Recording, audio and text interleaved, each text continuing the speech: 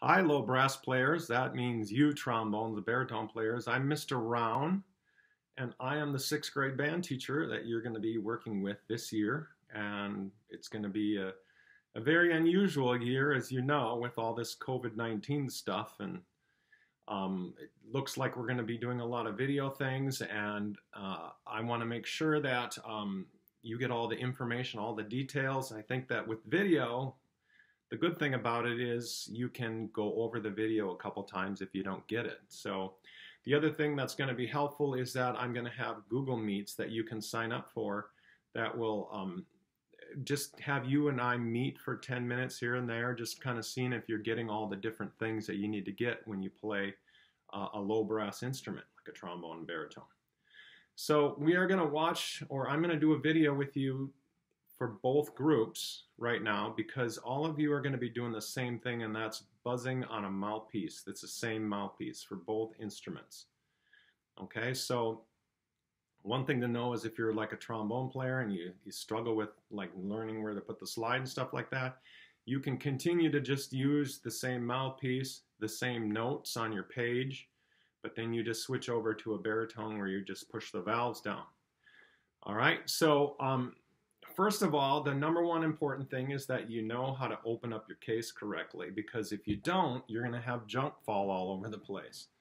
And so the way to do that is always going to be, or I should say not always, but most of the time, it's going to be where you have a case like this, and you have these flap, or these buckles, whatever, and you want to flick the buckle up. So I'm going up. Okay, if your case was upside down, then you'd be flicking it down, and that's not good. You want to go up. Okay, and then you unloosen it up again. Okay, and that way when you open up your case, things don't fall all over the place. So first thing you got to do is put your case on the ground. One thing I'm going to recommend is if you're practicing at home, I recommend you just find an old towel, because you're going to have spit. So you're going to want to have a towel on the floor so you can just empty the spit in the towel, okay? All right, you open up your case, and what you're going to, what you're going to see before we go on with the mouthpiece and stuff are a few items. So if you're a baritone player, you should have, well, all of you should have a 12C mouthpiece. Or if you see the number 48 on there, that'll work too. Okay, baritone players are going to have some valve oil. Okay, it looks like just water. It's clear and everything. Sometimes it's blue. Okay, and then all of you guys, trombones and baritones, are going to have something that looks, well, like this. This is for the slides on your instrument. And for trombones, this is on the slide that's way in the back. It's not on the big long slide. There's a slide that's in the back. You might have something that looks a little bit different, like something like this. I don't know, it's called slide grease. Okay? All you guys should have a cloth of some kind to kind of wipe down your instrument and clean it off, the outside of it. Trombone players should have what's called a snake. Okay, it's a kind of a round thing that's wiry, or at least it's wrapped up in a round thing. It's got brushes on the end. And when you undo it, then you can run it through your slide and clean out the inside. Okay, that's trombone players. Trombone players will also have, or should have, something called trombotine. And I don't have any here because I have a trombone from school and didn't grab any, and I can't get in the building. So trombotine looks like toothpaste. It's like in a tube. Okay, there's a little pointy thing on the end of the tube. You'll notice when you open up the trombotine, you can't get it. It's like sealed shut. Well, you take the cap off, and you use the back of the cap to kind of poke a hole in there. That's how you open up your trombotine. All right, and then trombone players should also have a spray bottle, just a small bottle, and all you do is you fill it up with water, put the cap back on. Okay, you're going to be putting the trombotine on that slide, and we'll talk about that later, and then you're going to be using the water and just spraying it on there. So it's going to look kind of like a waxed car. If you ever seen a waxed car, it beads of water go all over the place. Same thing on your slide. The beads of water will be all over there. That makes it slick and slide. All right, so those are the things that you should need in your case. All right, so make sure you check on that. All right, so first thing we're going to do is we are going to buzz on the mouthpiece. All right, in order to do that, first thing you got to do is you got to sit up nice and tall. And you want your back to be straight. Okay, and when you're sitting in the band room, we don't want you sitting against like this. Okay, we don't want you sitting against the chair.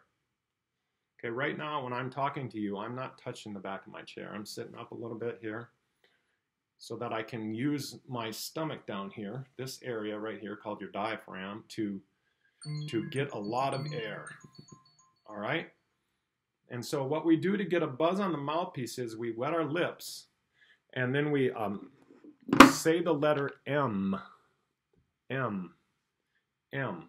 Now, we don't go M. We don't do anything odd or unusual. We just go M. M. M. That's it. Now, when you do that, get your lips wet, you say M, and then you kind of smile a little bit, like that. Okay, so in other words, the corners of your mouth are firm. Okay, the middle of your mouth, we're not going to worry about that. If you firm the corners of your mouth, and you have this little dimple thingy here, and then you kind of flatten out your chin a little bit, like that.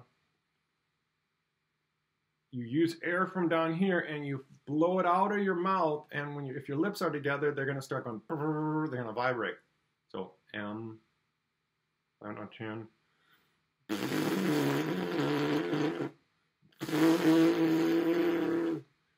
So it's really important that you're not focused here. Don't focus here. Focus here.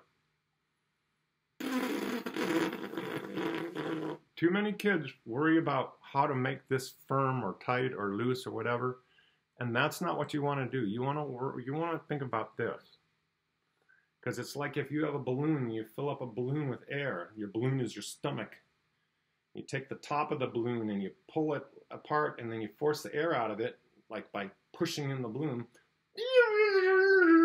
It makes that different kinds of sound like that. Okay, see, when I do that with the balloon, I'm not worried about the middle of the balloon at the top. I'm worried about the sides.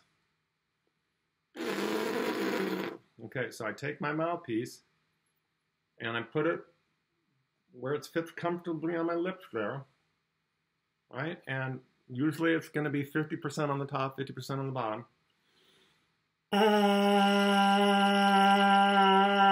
And we make that kind of a sound. Okay, so our first lesson today is just getting a good buzzing sound on our mouthpiece.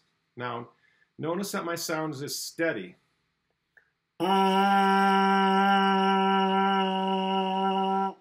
Okay, that's what we want to do. If it's steady, what's causing it, the steadiness, is my stomach is going, it's pushing in on the bottom, pushing in down here, going in, and the air is coming out the same.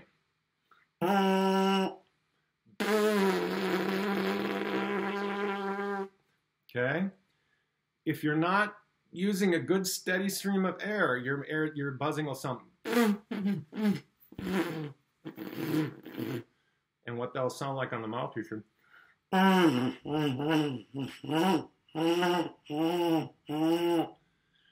Okay? One good way to practice it is to, without the mouthpiece, just.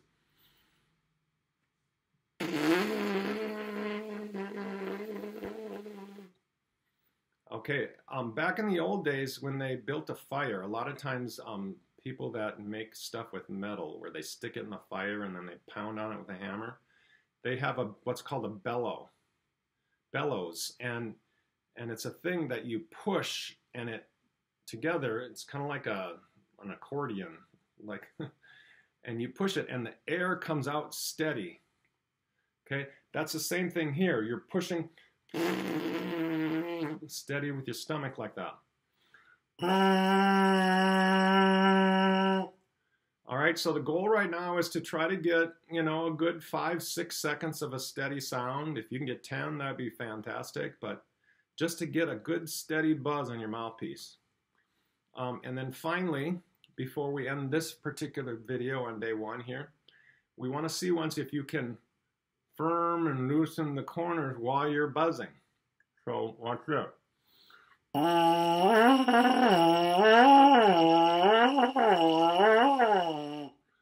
Okay, the more I stretch this, okay, the notes go up and down like that, okay?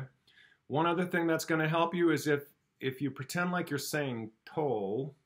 Now you don't say the word toe, but you keep your mouth like you're saying toe. And then you stretch them back. Okay, then if I'm up here like this, I'm kind of like I'm saying T. To, wee, oh, wee, oh, wee. In fact, right now, do that. Say O and E. O, wee, oh, wee, oh, wee, oh, wee. Now, if you say O and E, notice on the word O, wee, and when I say E, it flattens my lips and makes that hole smaller. And then the air coming out, flat lips, it's going to make it higher. If I say, oh, okay, if I have an open mouth, that air is going to come out slower. So that's how you get the notes to go up and down. All right, good luck with that, and practice that before you watch the next video. All right, have fun.